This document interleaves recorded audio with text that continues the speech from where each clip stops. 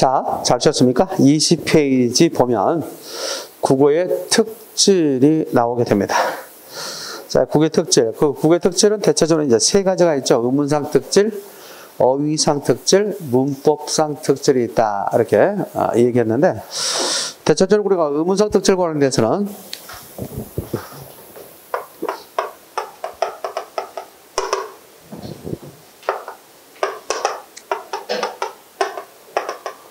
자모상, 자음에 관한 것 또는 모음에 관한 것, 알겠죠? 자음에 관한 것, 모음에 관한 것, 그 다음에 삼지적 상관속, 다 같이 시작. 삼지적, 뭐라고 해봐, 시작. 상관속. 삼지적 상관속을 다른 말로 이걸 뭐라고 하냐면 삼중체계라고 가르치죠. 뭐라고 가르치죠?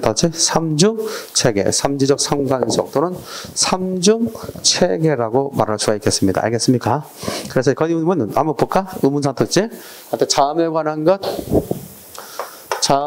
것, 모음에 관한 것, 삼지적 상관속만 나왔다면 뭐의 특징이 나갔지? 의문상 특질이다. 이렇게 얘기할 수 있습니다. 첫 번째, 음절은 자음과 모음, 자음으로 이루어졌다. 빗줄자, 자음과 모음, 자음으로 이루어졌다. 파열음과 파찰음에 있어서 삼지적 상관속이 있다. 삼지적 상관속이 빗줄자, 삼지적 상관속 빗줄자. 자, 우리 국어의 모든 자음은 삼지적 상관속 관계에 있다. OX. 우리 국어의 모든 자음은 삼지적 상관속에 있다. OX. X, 원만, 파열음과 파찰음. 그래서 파열음에서는 비읍, 디귿, 기역. 그다음 파찰음에 뭐가 있다? 지읒이 있다. 이해됐나요? 이것만 삼지적 상관속의 관계를 갖고 있다라는 걸 기억해 두면 될 것 같습니다. 이해됐나요? 참고해도 되겠습니다. 자, 이밖에 이제 음상의 차이가 있다. 음상의 차이가 어감 또는 의미를 부분화시킨다. 이거는 하나 잠깐 설명해 줄게요. 무슨 말이냐면, 자, 이렇게 생각할 수 있겠죠.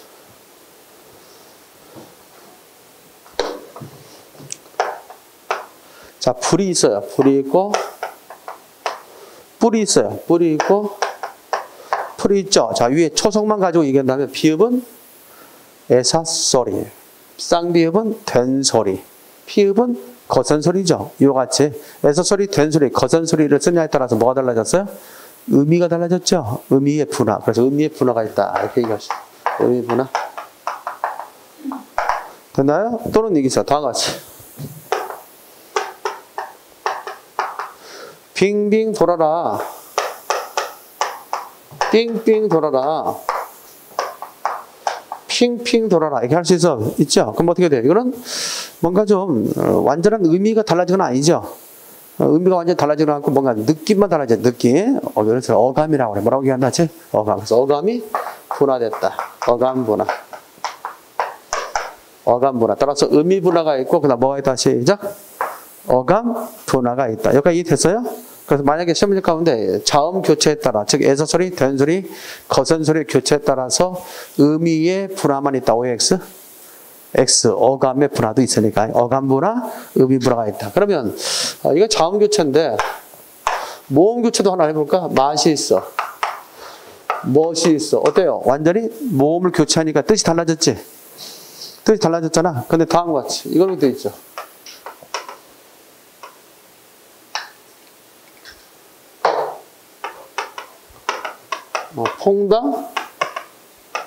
퐁당이 있다. 근데 이것을 뭐라고 나왔지?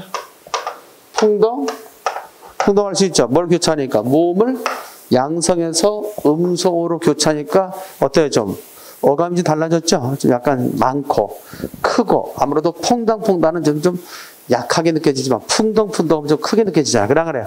이런 어감의 차이를 갖게 된다. 따라서 자음과 모음의 교체에 따라서 뭘 갖는다? 음상의 차이. 다시 말해서 어감과 의미가 분화될 수 있다. 알겠죠? 이것도 하나 기억해 두면 될 것 같습니다.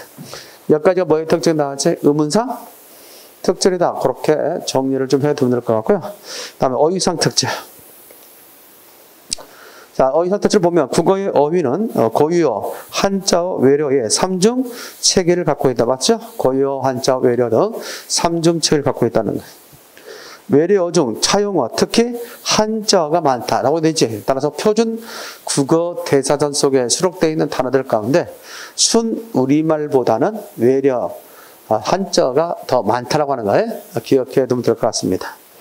자, 음성 상징어가 발달했다. 즉, 감각어가 발달했다라고 얘기했죠. 감각어. 이 감각어, 색채어, 감각어. 합쳐서 이것들을 뭐라고 하냐면 형용사라고 얘기할 수 있어. 무슨 사?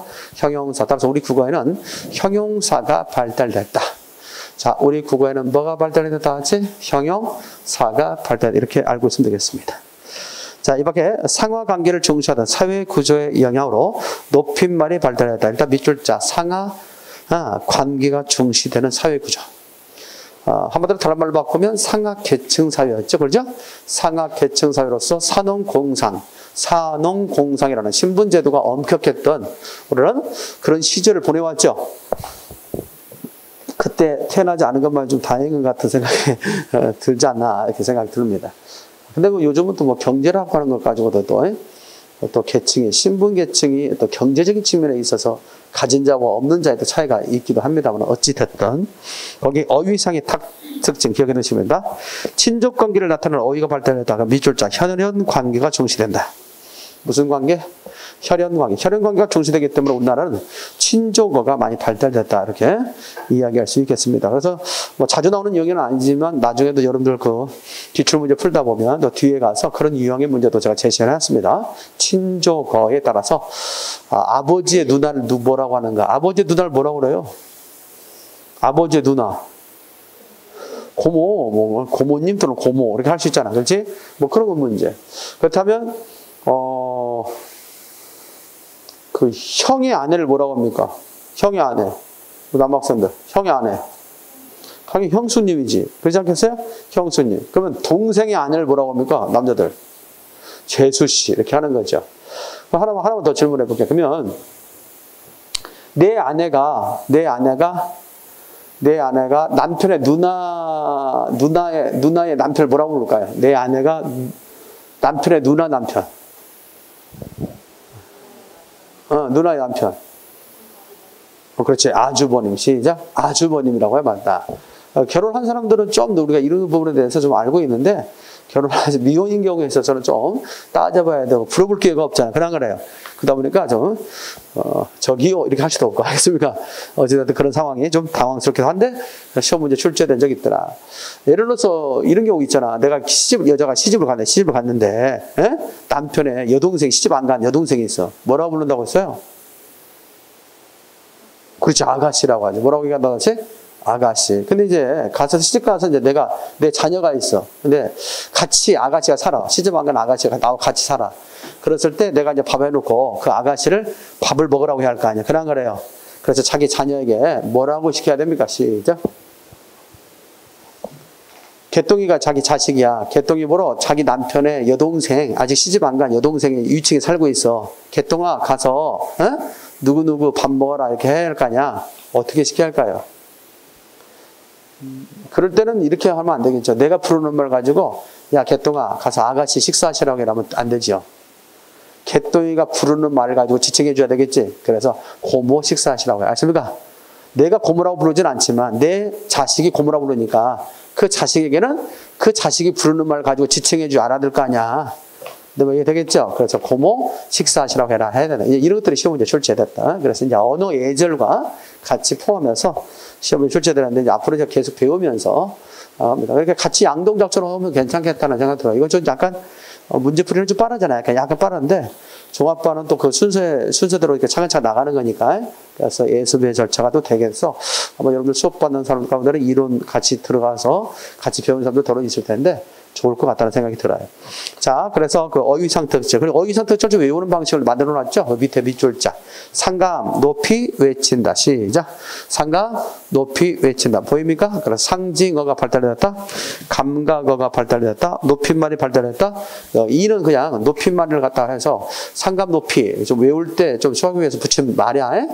그러니까 그 이에 따라 가로 해놔 그냥. 이가 뭔가 약자처럼 생각할 수 있는데 이는 그 아무것도 아니야. 상감 높이 외친다. 왜? 외래어가 많다. 친족어가 많다. 알겠죠? 이렇게 해서 상감 높이 외친다로 기억하면 될 것 같습니다. 자, 이렇게 해서 이제 우리가 어휘상 특질에 대해서 배웠고요. 그래서 어휘상 특질은 상감 높이 외친다. 자, 문법상 특질. 자, 우리 문법상 특질, 그다음 하나 더 써놓을까? 써놓을 필요 없네. 그 밑에 보면 체언과 조사, 어간과 어미 있죠. 우리 국어에서는 문법적인 어떤 성질을 드러내는 조사나 어미가 발달했다. 그래서 우리는 뭐라고 하냐면 조사나 어미를 붙여줌으로써 문법적 관계를 나타내잖아. 이걸 첨가어. 시작. 무슨 어라고 나왔지? 첨가어라고 한다. 이렇게 알고 있으면 되겠죠. 자, 그래서 체언과 조사, 어간과 어미, 이렇게 첨가적 성질이라는 것. 다음에 이 밖에 주어 다음에 목적어 다음에 서술어가 온다는 점. 다음에 수식어 다음에 피수식어. 수식어는 뭐죠? 뭘 수식어라고 하죠? 꾸며주는 말. 피수식어는 꾸밈을 당하는 말. 알겠죠? 아무래도 예쁜 꽃 그러지 누가 꽃 예쁜하지 않지. 많이 먹는다 그러지 먹는다 많이 하지 않지. 이렇게 관형어는 체언을, 부사는 용운을 꾸며주는. 그래서 수식어가 이렇게 앞에 온다는 것도 알고 있으면 되겠습니다. 성과 수의 구별이 없고 관사나 관계대명사, 전치사가 없다는 거. 그거 알아두죠? 관사, 관계대명사. 그다음 뭐가 없다 시작? 전치사가 없다. 그 옆에다 하나 더 써놔. 접속사도 없다. 뭐도 없다 시작? 접속사. 우리 국어에는 영어에 있는 접속사가 없어. 이 접속사 대신에 우리 국어에서는 접속어미, 나중에 이제 봅니다만 종속적 연결어미, 뭐 대등적 연결어미, 이런 연결어미를 통해서 이어지거나 또는 소위 그 접속 부사가 있어요. 그리고 뭐 그러나 그런데 있지, 이런 접속 부사를 통해 이어지지 접속사는 없어. 그래서 살짝 속이죠. 우리 국어에는 접속사가 있다. OX X 관사나 접속사가 있다. 없어요? 관사나 접속사가 없다. 관계대명사도 없다. 접속사 대신에 뭐는 있다? 접속 부사는 있다. 알겠죠? 접속 부사는 있다. 그런 정도의 생각을 가지고 있으면 될 것 같다라는 생각이 불현듯 듭니다. 자, 이렇게 해서 이제 우리가 어휘상 특질까지 또는 문법상 특질까지 했는데, 거기 밑에 하나 더 한다면 문장 성분을 생략하는 일이 많고요. 또 하나 높임법이 발달했다. 뭐가 발달했다? 높임법. 여러분들 기억해둬야 돼. 높임말이 발달된 것은 어휘상 특징이고 높임법이 발달된 것은 문법상 특징이야. 이거 헷갈리면 안 돼. 다시 한번 얘기한다. 높임말이 발달된 것은 뭐의 특징?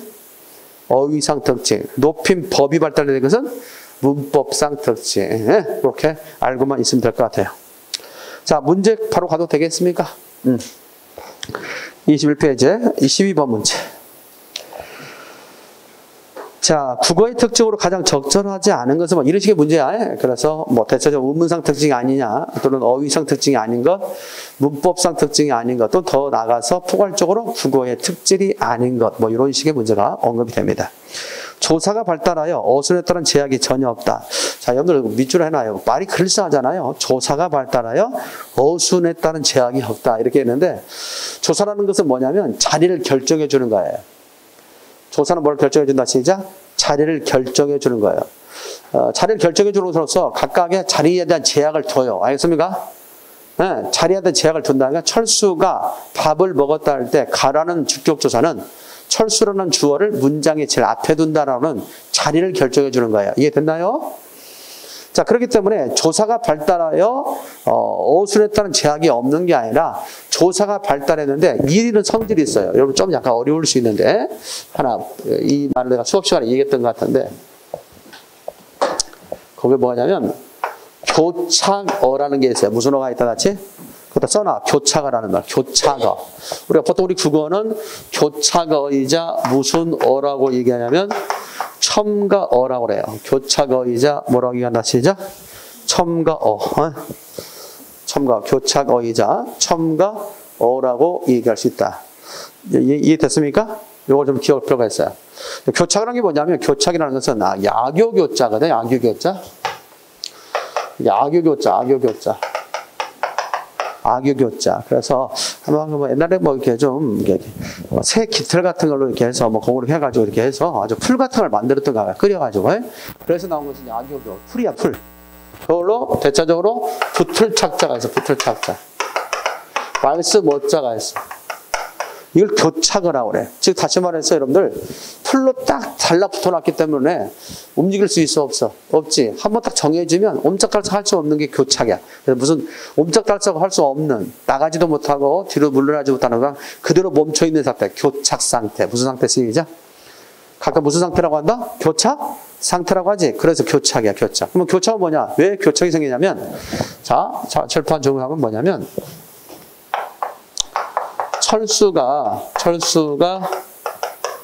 밥을 먹었다. 철수가 밥을 먹었다는 문장이 있잖아. 그러면 이 가는 어떤 기능만 하냐면 철수와 붙어서 그 말을 주어로만 만들어주는 기능만 하지. 무슨 가가 무슨 3인칭 단수를 나타낸다든가 3인칭을 나타낸다든가 뭐 현재를 나타낸다 이런 거 없지. 그냥 단순하게 그 말과 결합된 말을 뭘로만 만들어줘? 주어로 만들어주잖아. 이건 인칭에 상관없잖아. 너가 그랬잖아. 너가 2인칭 많다면 이것도 상관없죠. 아무 때나 붙어져 있잖아. 너가 또는 뭐 나가 또는 내가 알겠습니까? 할 수 있죠. 그런 점에서 그러니까 결국 이거는 뭐냐면 그 말과 결합된 말을 뭐로만 만들어준다 하지? 주어로만 만들어주는 기능을 하게 된다라고 얘기할 수 있죠. 그런데 다음 같은 경우가 있을 것 같아. 다음 같은 경우 보면 이거 보면 그러니까 he 뭐 이거 수업처럼 한번 했는데 he runs faster 이렇게 하면 어떻게 그는 빨리 달린다라는 영어에서 있죠. 이 yes라고 하는 것은 여러분들 영어를 너무나 충실히 배웠기 때문에 다 알지만 3인칭을 나타내는 3인칭 단수 현재에 붙여 쓰는 yes죠. 그러니까 이 s 하나만 갖고 해도 3인칭이라는 것을 단수라는 것을 그 다음에 현재라는 것을 알 수 있지. 여러 문법적 요소가 결합되어 있는 거지. 근데 우리 국어에서는 하나의 문법 표지가 하나의 문법적 관계만 나타낸다는 거야. 이걸 특별히 이것을 교차가라고 그래. 알겠습니까? 이해됐나요? 그러니까 교차가적 성질이 있기 때문에 오순에 따른 제약은 분명히 있어. 왜? 자리를 결정해 주기 때문에. 됐나요? 그런데 뭐가 가능하냐면 오순의 이동이 가능한 거야. 알겠습니까?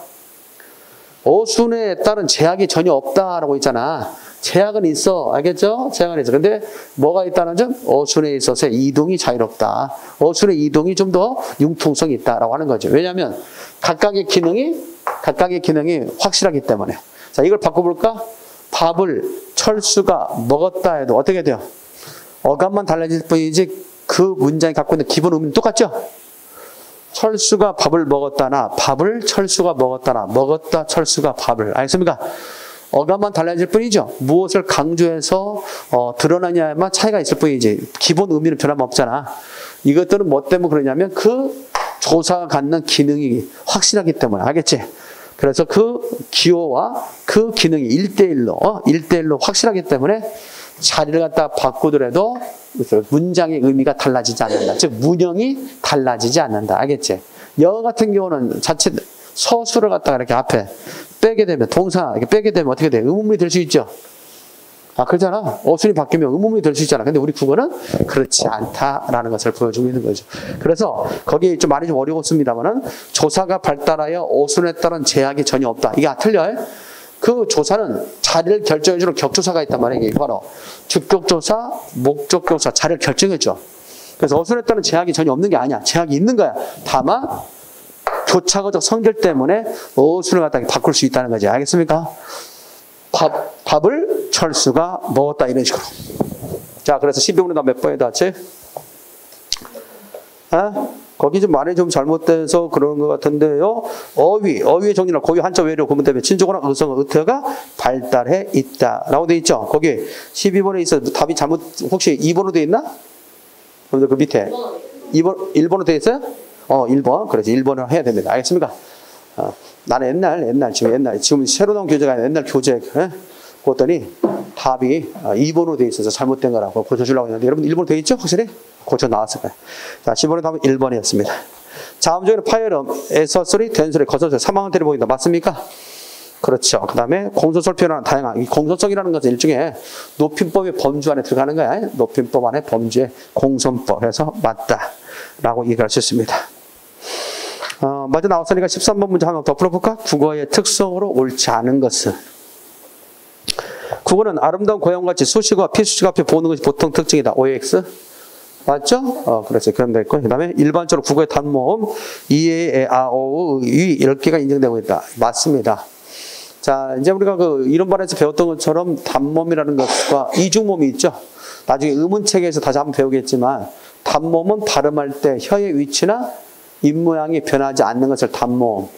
발음할 때 혀의 위치나 입모양이 변하는 것을 이중모음 그렇게 하거든. 그래서 여기 제시된 것이 바로 이중모음이 아니라 단모음들이야. 그래서 오늘날 현대 국어에 있어서 단모음은 몇 개? 10개. 시작. 10개. 뒤에 가서 배우겠습니다. 맞습니다.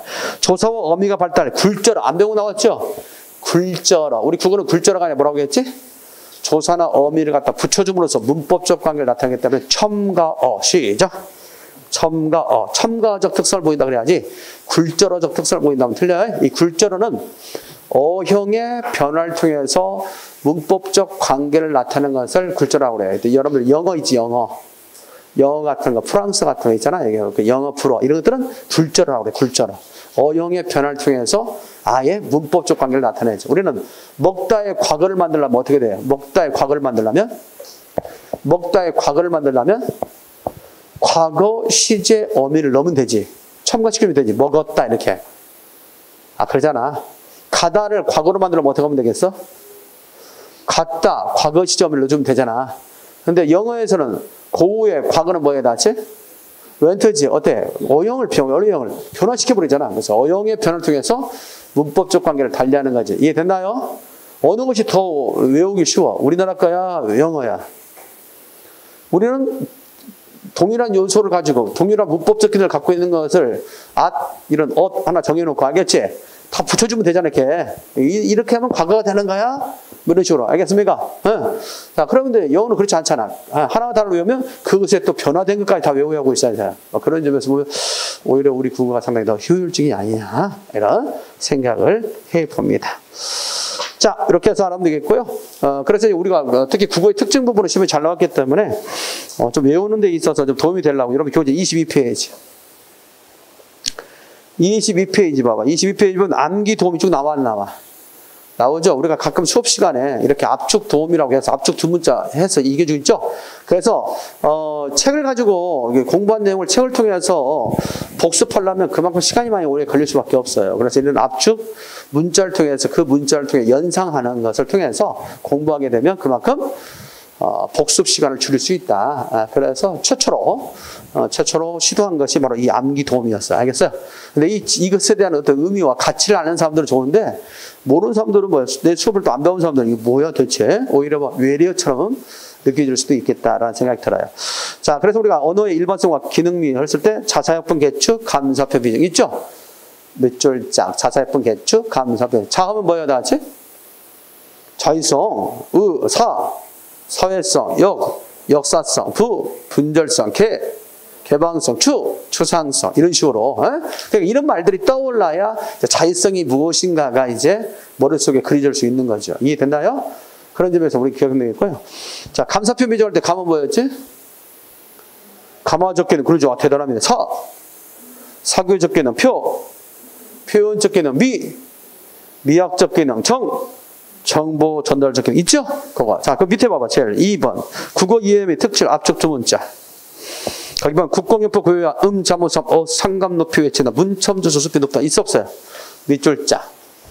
자, 우리 수업처 배웠던 건데 이제 앞에 부분에 대해서는 우리가 기본문화에서도 언급했죠. 국어라는 것은 국어의 개념이죠. 국어는 한 국가의 공식어이자 통용어이자 표준어다. 알겠죠? 이런 것들 다 해설을 내가 어떻게 해놨어? 23쪽에도 보면 해설을 해놨죠, 내가. 그 앞쪽 두 문자를 다 해설을 해놨죠. 거기에서 이게 또 한 자씩 따와서 그 만든 것이다. 이렇게 보여주고 있지 않습니까? 자, 그런 점에서 다시 한번 국공연포 고유화. 자, 뭐예요, 다시? 국어는 한 국가의 공식어이자 통용어이자 표준어가 되는 것이며 국어의 체계는 몇 가지가 있다. 특히 어원상 세 가지가 있다. 세 가지. 첫 번째 시작. 고유어, 외래어, 한자가 있다. 됐습니까?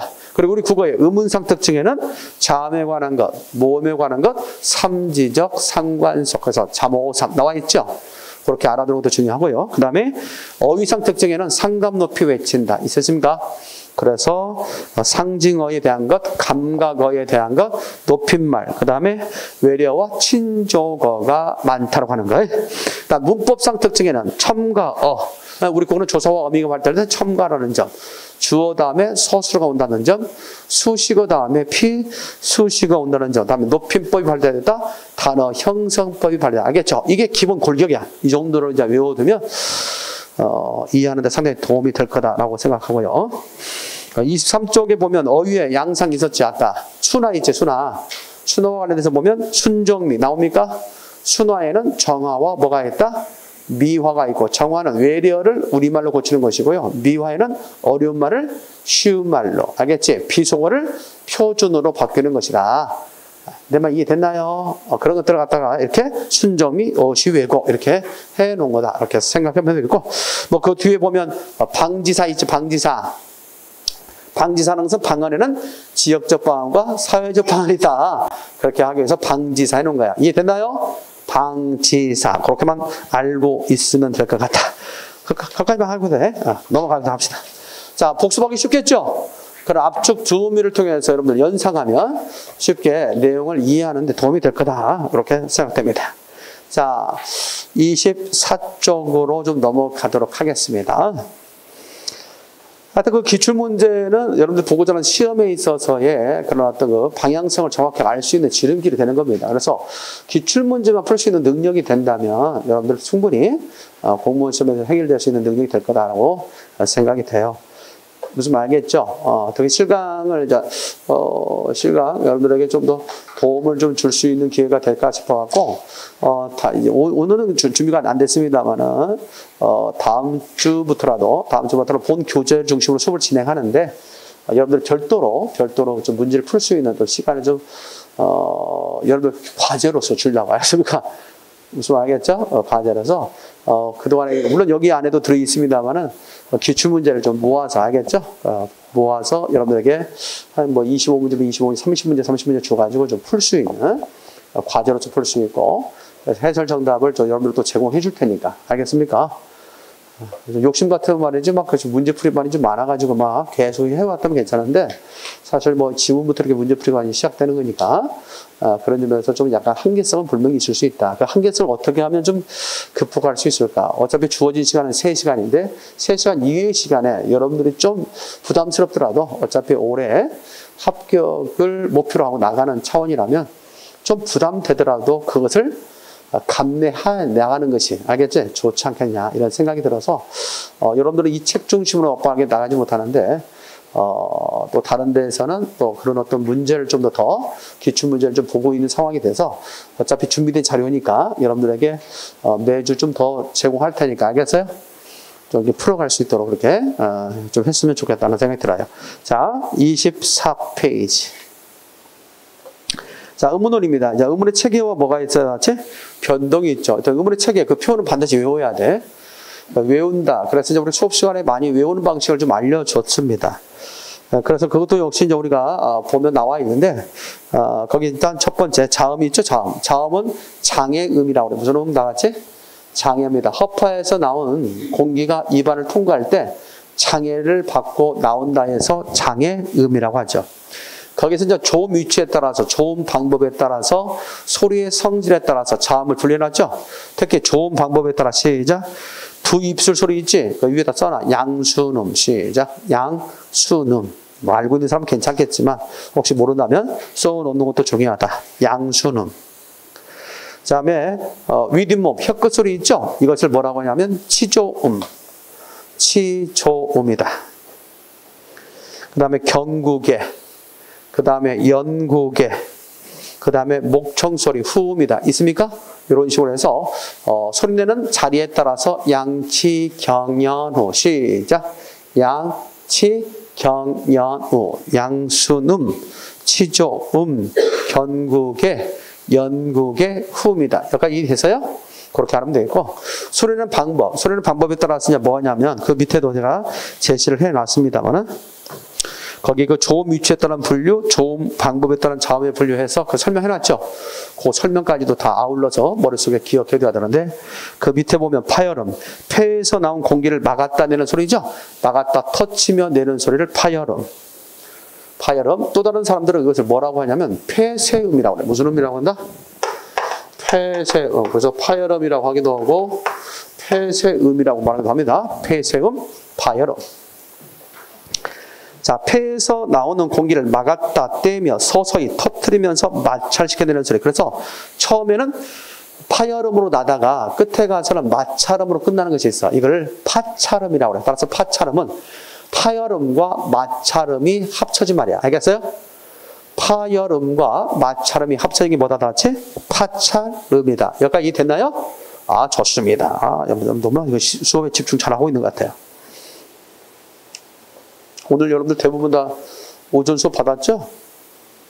오늘 오전에 영어 있나요?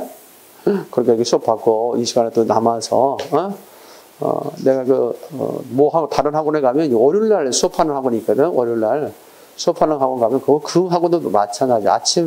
거기는 아침 9시부터 수업을 하는데 저녁 9시에 시작해서 저녁 9시에 끝나는 학원이 있거든요, 하나. 근데 그것도 마찬가지고 학생들 오전 듣고 알겠죠? 오후 저녁까지 하루 종일 나와 같이 보내는 우리 학생들이 있어요. 여러분들도 마찬가지로 참 쉬운 일은 아니죠. 그래서 힘내시고 이렇게 쉬운 일은 아니니까 빨리 끝내야 할 거 아니에요. 그래 안 그래요? 그죠? 그래서 올해 다 끝낼 수 있도록 나도 최선을 다할 테니까 여러분들도 최선을 다해서 공부해주면 돼요. 지금같이 해주면 될 것 같아요. 알겠죠? 분위기 참 좋고요. 집중력 좋습니다. 자, 그래서 마찰음, 그래서 입안이나 목청 사이의 통로를 좁혀 그 사이로 공기를 내보내면서 내는 소리를 뭐라고 한다지? 마찰음이다. 이렇게 얘기할 수 있어요. 그래서 이 마찰음은 이렇게 나오기도 합니다. 시험에. 입안을 좁게 해서 공기의 흐름을 빠르게 해서 내는 소리. 알겠습니까? 다시 한번. 입안을 좁게 해서 공기의 흐름을 빠르게 해서 내는 소리를 뭐라고 해야 한다? 마찰음. 그렇게 써놔. 왜냐하면 시험 문제 그렇게 나온 적이 있기 때문에 특별히 여러분들에게 그렇게 좀 불러주는 거죠. 입 안을 좁게 해서 공기의 흐름을 빠르게 해서 내는 소리. 아무래도 입안을 좁게 하니까 공기가 나올 때 마찰이 많이 되겠지. 그지? 슉 해봐. 해봐요. 해봐. 시작. 이렇게 하면 어떻게 돼요? 아주 상당히 입안을 좁게 해서 발음이 세게 나오죠? 그렇게 해서 나오는 거죠. 마찬가지잖아. 이런 것들이 대체적으로 마찰음이다라고 할 수 있습니다. 자, 비음입니다. 입안의 통로를 막고 코로 공기를 내보내면서 내는 소리를 갖다 비음이라고 한다라고 할 수 있죠. 그래서 아무래도 이제 허파에서 나온 공기가 나오는데 입안으로 나오지 못한다. 그러면 입안으로 나오지 못하는 뭔가 방해하는 것이 있어야 할 거 아니야. 장애 인수가 있어야 되지. 그래서 목젖이야, 목젖. 목젖이 내려오니까 공기가 입안으로 나오지 못하고 콧구멍으로 공기가 나오면 내는 소리를 비음이라고 한다. 그래서 비음 그렇게 알고 있으면 됩니다. 알겠죠? 비음을 잘하는 가수가 있죠? 그리고 그 자체를 갖다가 만들게 됐다면 그냥 일종의 웃자고 하는 건데 어머나 시작.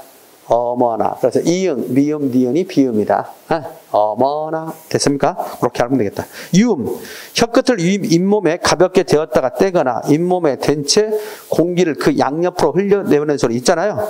자, 그럼 밑줄 해놓을까? 혀끝을 잇몸에 가볍게 대었다 떼거나 있지? 거기까지 밑줄자. 거기에 해당되는 것을 우리 뭐라고 하냐면 잘 알아둬요. 그것을 우리는 어떤 음이라고 얘기한다 같이 탄설음이라고 해요. 무슨 음? 탄설음. 그래서 니을은 음성학적으로 세 개로 나눕니다.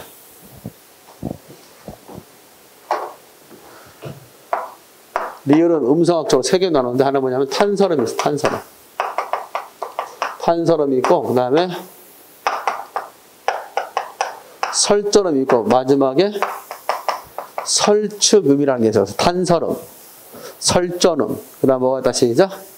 설축음이라는 게 있다. 그래서 탄설음이라는 것은 말 그대로 혀끝을 잇몸에 댔다가 떼면서 내는 소리. 그래서 한번 라일락 할 때 라 해봐. 라 해봐. 시작. 라 하면 혀끝이 윗잇몸에 붙어 안 붙어? 붙었다 떼면 나는 소리죠. 그래서 우리가 할 때 랄라랄라 시작. 랄라랄랄랄랄랄랄랄랄랄랄랄랄랄라 있지? 그 리을 그것이 일종의 탄설음이야. 알겠어요? 그런데 이제 뭐가 있냐면 그래서 이제 보통 이제 탄설음은 우리가 알로 많이 제시하죠. 설전도 마찬가지야 이것도.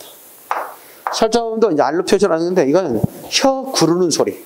그래서 여러분들 호루라기 있죠, 호루라기처럼 입안에서 공기가 아주 빨리 나오다 보니까 이 혀가 회전되면 내는 소리야. 르르르. 잘 안 되는데 첫 번째는 르르르 있어 없어요. 르르르 있죠? 이런 것들이 머리 쪽에 설전하면 혀 구르는 소리. 됐어요? 이거 말하거든요. 그 다음에 설측은 뭐냐면, 설측은 L로 표시하는데, 자, 혀옆 소리야, 혀옆 소리. 그래서 허파에서 나온 공기가 혀에 부딪혀서 혀 옆으로 난다. 그래서 R 해봐, R. R 해봐, R, R. R 하면, R 하고 있으면 허파에서 나온 공기가 나오다가 혀에 부딪혀. 공기가 혀 옆으로 나오는 소리. 그래서 우리는 설측음이라고 얘기해요. 내 말 이해됐나요? 그래서 음성학적으로 리을은 세 가지의 음으로 실현됩니다. 그러나 이것들은 음성학적 구분일 뿐 음은 리을 하나다. 알겠습니까? 우리 국어의 리을이 이렇게 환경에 따라서 세 가지의 음으로 실현된다. 그런 얘기야. 그 정도만 좀 알고 있으면 되겠다. 자, 그래서 거기 외웁니다. 확실하게 양치경으로 시작. 양치, 경연우, 파파마, 비유. 바다, 가자, 서해, 모나, 리야. 기억나? 그게 되겠죠. 다시 한번 시작. 양치, 경연후, 파파마, 비유, 바다, 가자, 서해, 모나, 리야. 됩니까? 이런 식으로 해서 외워두면 되겠죠. 자, 이것을 갖다 크게 또 안울림 소리와 울림 소리 나면 우리 국어에 안울림 소리에는 파열음, 파처럼, 마처럼 있고 울림 소리는 비음과 뭐가 있다 시작? 유음이 있다. 이거 알아둬. 따서. 자, 안울림 소리는 뭐가 있다 시작? 파열음, 파처럼, 마처럼 있고 울림 소리는 뭐가 있다? 비음과 유음이 있다. 이 정도의 기본적인 이해를 갖고 있으면 되겠습니다. 자, 이쪽으로 넘어가서 25페이지. 모음. 자, 모음은 장애음이다, 비장애음이다? 비장애음이라고 할 수 있어요. 허파에서 난 공기가 특별한 장애 없이 내는 소리를 우리는 모음이다. 그럴 때 모자 쓸 때 모자는 어미 모자 쓰고요. 자음할 때 자자는 아들 자자 써요. 아들 자자. 자음할 때 자자가 안 써놨는데 써놔. 아들 자자. 무슨 자자? 이거 시험에 한번 나왔던 적이 있습니다. 그래서 자음, 아들 자자. 모음할 때는 어미 모자. 그러면 소리의 엄마는 누구라는 거지? 소리의 엄마는 뭐라는 거지? 모음이라는 거야. 그 모음이 없으면 소리를 낼 수가 없어요. 여러분들 다 알다시피 가가 있다. 가 있으면 이 가는 가 되죠? 근데 이것을 자음과 모음으로 나누면 자음은 단도로 소리가 안 되지. 그러나 아는 단도로 내지. 그래서 모음을 어미모자 쓰는 거고 자음은 아들 자자 쓰는 거다. 만약에 시험지 가운데 이렇게 나오면 틀리죠? 자음과 모음은 각각 소리가 될 수 있다. OX. 안 돼. 항상 자음은 모음에 닿아야 소리가 될 수 있어. 알겠지? 뭐 그 정도는 머릿속에 넣어둬야 되겠다. 자, 이렇게 해서 모음을 갖다 나누니까 여기 나오죠? 전설모음, 후솔모음. 혀의 앞뒤에 따라서 무슨 모음?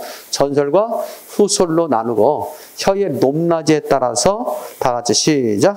고모음, 중모음, 저모음으로 나누고 입술의 모양에 따라서 원순모음, 그 다음에 평순모음으로 나눈다. 우리 국어에 원순모음 딱 네 가지뿐이 없지? 오, 우, 왜, 위 이 네 가지만 원순모음이고 나머지 다 무슨 모음? 평순모음이다 할 수 있죠. 자, 시험 문제 뭐가 나올 수 있으면 이렇게 나온 적이 있습니다. 다음 중에서 중모음을 포함하고 있는 것은 알겠지? 다음 중에서 고모음을 포함하고 있는 것은 다음 중에서 저모음을 포함하고 있는 이렇게 구체적으로 문제화돼서 나온 적이 있어. 그러니까 조심할 필요가 있겠고 또 이렇게 나온 적이 있습니다. 그 밑에 보면 우리가 단모음 있고 이중모음이라고 하는 것도 하나 기억해둬. 단모음, 이중모음. 뭐가 있다 시작. 그다 써놔. 단모음, 이중모음.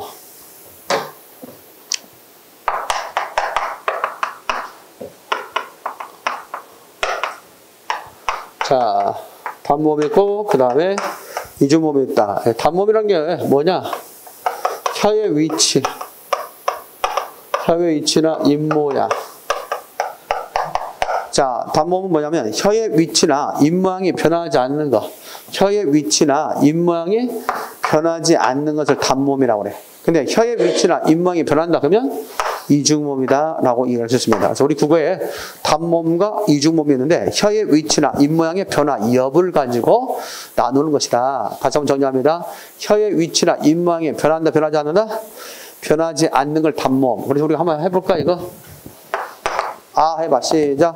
아 하면 그대로 입 벌린 상태로 아 그냥 나오지. 혀도 변하지 않지 위치도. 이것을 단모음이라고 한다고. 근데 이거 한번 발음해볼까? 발음해봐. 이거는 우와 아가 결합된 거야. 한번 해봐 시작. 우와 어때요? 입 모양도 변하죠? 혀의 위치도 변화. 이것을 갖다가 이중모음이라고 그래. 됐습니까? 그런 부분들에 대한 기본적 이해를 해둘 필요가 있겠다. 따라서 다시 한번 정리한다. 혀의 위치나 입모양이 변하지 않으면 무슨 모음 시작? 단모음. 혀의 위치나 입모양이 변하면 다 같이 이중모음이라고 한다. 여기까지 이해됐어요? 어렵지 않습니다. 자, 우리 국어에서 그래서 단모음 몇 개 있냐면 거기 세어봐. 몇 개 있어요? 10개이죠? 그 10개가 단모음이다. 이렇게 얘기하죠. 따라서 오늘 현대 국어에 있어서의 단모음 몇 개라는 점? 10개라는 점을 기억할 필요가 있겠다. 알겠죠? 근데 거기다 이중모음 하나만 써놓을까? 이중모음. 이중모음 하나 써놓는다면 다음 같은 경우 될 수 있죠. 그게 세 가지 계열이 있는데 Y계열. 그래서 이 계열도 되고 W계열. 그 다음에 E계열. 그래서 크게 몇 가지가 있다. 세 가지가 있다. 이거 하나 더 해. 자, 이 Y계열은 뭐가 있냐면 이 Y계열은 반모음 입값을 갖는 거야. 그래서 야, 여, 요, 유, 예, 이 6개가 있습니다. 다 같이 시작.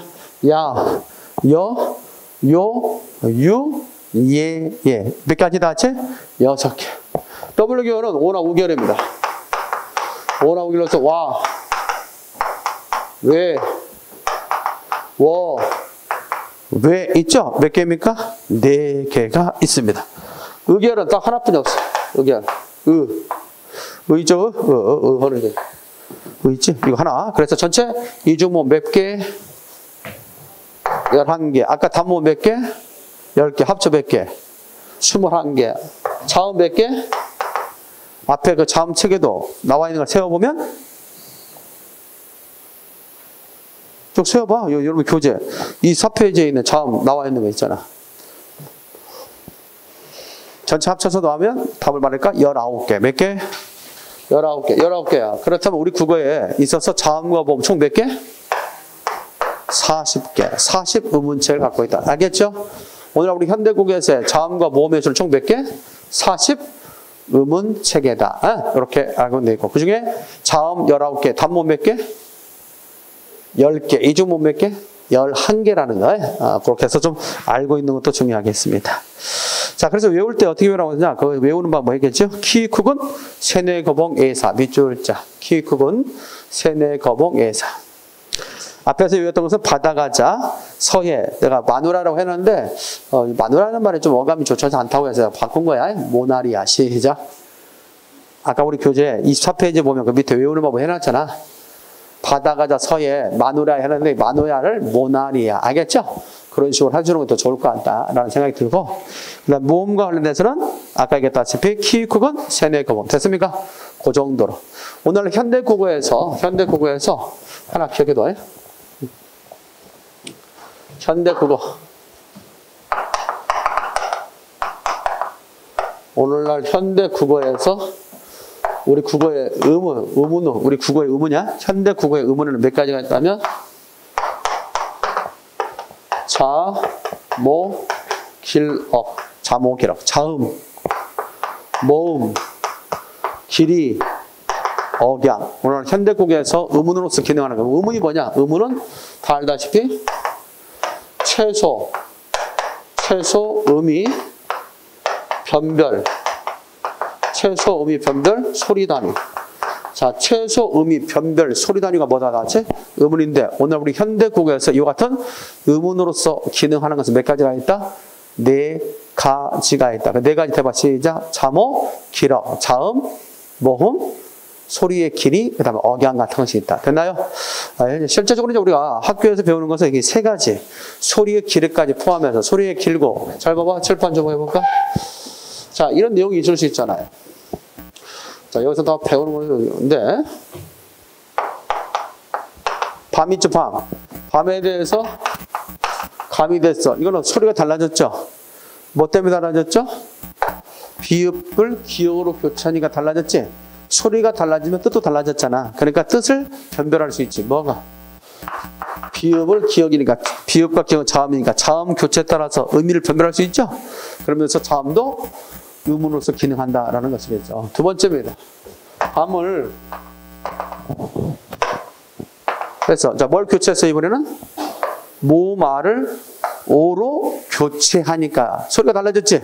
그래서 알을 오로 교차하니까 소리도 달라졌고 뜻도 달라졌지. 그래서 이것이 하나의 모음이 의미를 갖다 변별할 수 있는 의문으로서의 기능을 하고 있다는 걸 알 수 있어. 근데 잘 봐봐.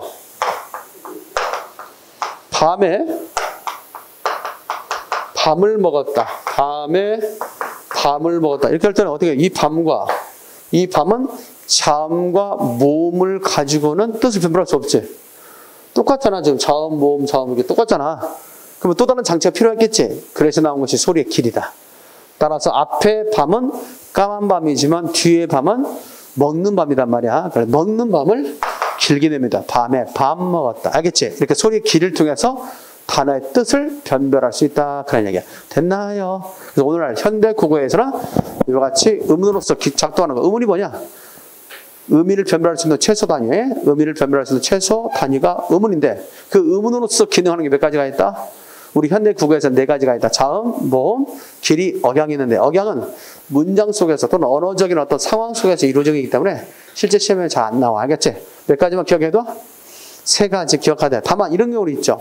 오늘날 현대 국어에서 의문으로서의 기능하는 것이 아닌 것은 1번 현대 국어라고 했지. 이게 못을 박았지. 현대 국어라고 1번 자음, 2번 모음, 3번 소리 길이, 4번 소리 높낮이. 몇 번?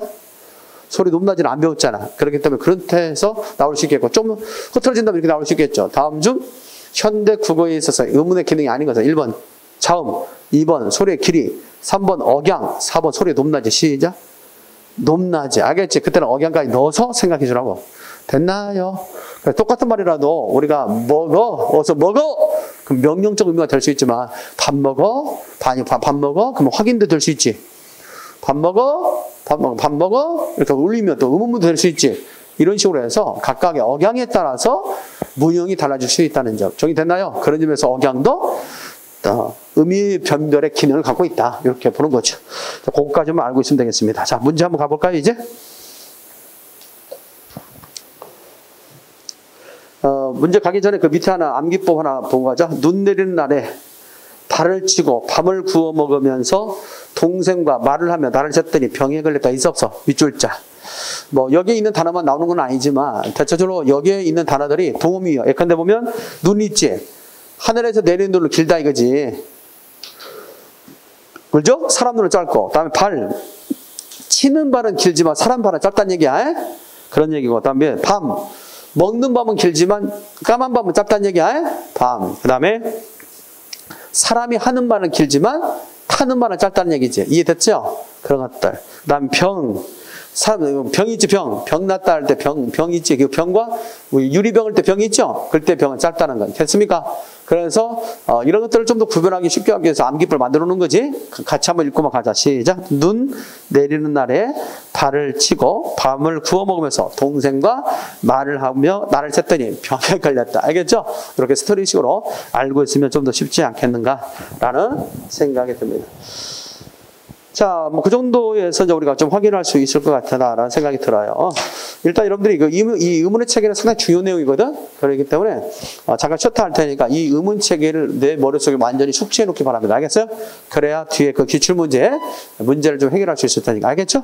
잠깐 쉬었다 가도록 하겠습니다.